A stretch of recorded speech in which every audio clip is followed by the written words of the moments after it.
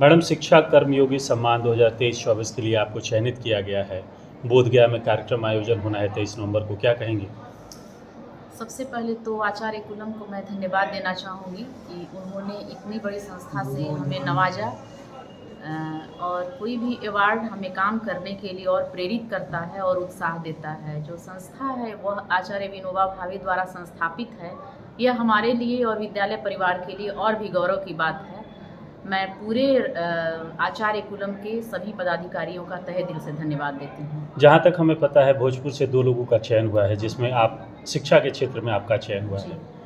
शिक्षा के क्षेत्र को बढ़ावा देने के लिए आगे आपके क्या प्रयास होंगे और किन वैसे प्रयासों को देखकर चयन किया गया है इस आचार्य कुल संस्था के द्वारा?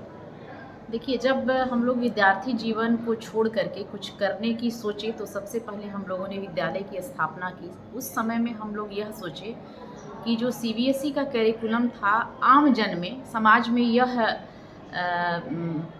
भ्रांतियाँ थीं कि बड़े घर के और तथाकथित उद्योगपति या फिर जो उच्च श्रेणी के लोग हैं वही अपने बच्चों को सीबीएसई बोर्ड में पढ़ा सकते हैं। हम लोगों ने, संभावना ने इस मिथक को तोड़ा और मध्यम वर्गीय और गरीब तबके के बच्चे भी पढ़ सकते हैं, उनके अभिभावकों का भी सपना पूरा हो सकता है। इसको लेकर के हम आगे चले और आज संभावना में अच्छा रिजल्ट होता है, अच्छे खिलाड़ी निकलते हैं। अभी विद्यालय अपना रजत जयंती समारोह वर्ष मना रहा है, जो कि दिसंबर मिड तक हम लोग इसका ग्रांड सेलिब्रेशन करेंगे। आगे आने वाले दिनों में विद्यालय प्रबंधन ने सोचा है कि और भी बहुत सारी जो हमारे विद्यालय में छात्र छात्राओं के लिए और शिक्षकों के लिए जो भी सहयोग होने सकेगा, जिससे हम इसका विकास करने सकें या फिर बच्चों की प्रतिभाओं को और उभार सकें, उसका हम लोग पूरा उनको सहयोग करेंगे। कई संगठनों से आप जुड़ी हुई हैं, क्या वजह है कि इन सब संगठनों से आप जुड़कर एक तरीके से, एक शिक्षाविद तो है ही लेकिन अन्य संगठन भी आपको अपने साथ लेकर चलना चाहता है, क्या वजह है? देखिए, आदमी कहता है ना कि उसमें संस्कार ऐसे पड़े हैं। तो बचपन से ही मेरे पिता जो थे वो सामाजिक क्रियाकलापों के प्रति काफ़ी संवेदनशील रहे थे और उनका शौक़ था कि उनके बच्चे समाज सेवा में आएँ।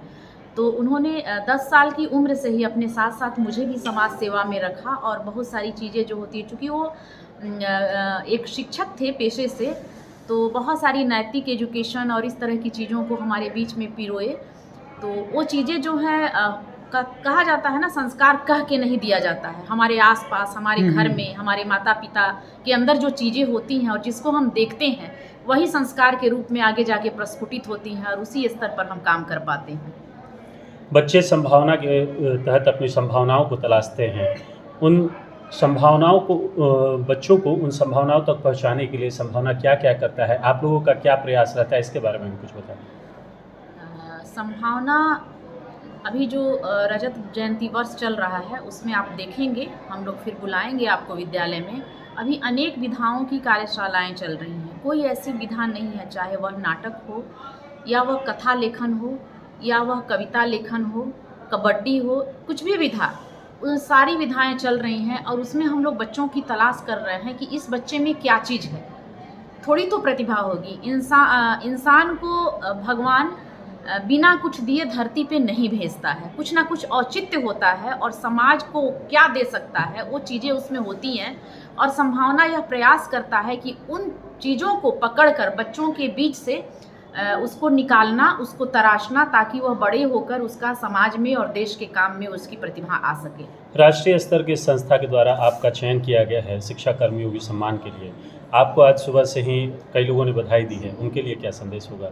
सभी को मैं बहुत बहुत धन्यवाद देना चाहूँगी, क्योंकि मैं यहीं की बेटी हूँ और यहीं की बहू भी हूँ। तो मैं जो कुछ भी हूँ, मैं समझती हूँ कि इन सभी का मेरे ऊपर ऋण है, जिन्होंने हमें एक अच्छा मार्गदर्शन दिया और हमें अच्छा काम करने के लिए प्रेरणा देते हैं। कितना खुशी मिलता है, क्योंकि आप तो बचपन से समझिए कि आप तो आरा की बेटी हैं और शुरू से आप एक तरीके से महिलाओं के बीच अपना एक पहचान बनाया है, लड़कियों के लिए एक अलग माहौल आपने दिया। तो आज तो लगता है कि सफल हुआ है इस तरीके का, यानी प्रयास करते रहिए, सफलता जरूर मिलेगा। हाँ, प्रयास तो अपना करना ही चाहिए और जाहिर सी बात है कि हम जिस क्षेत्र में भी मेहनत करते हैं, अगर तहे दिल से करते हैं तो कामयाबी तो मिलती ही है और अच्छा लगता है। अप्रिशिएट लोग करते हैं तो बहुत आनंद आता है और लगता है कि हाँ हमने कुछ विशेष किया है। उन सभी का बहुत बहुत धन्यवाद। धन्यवाद।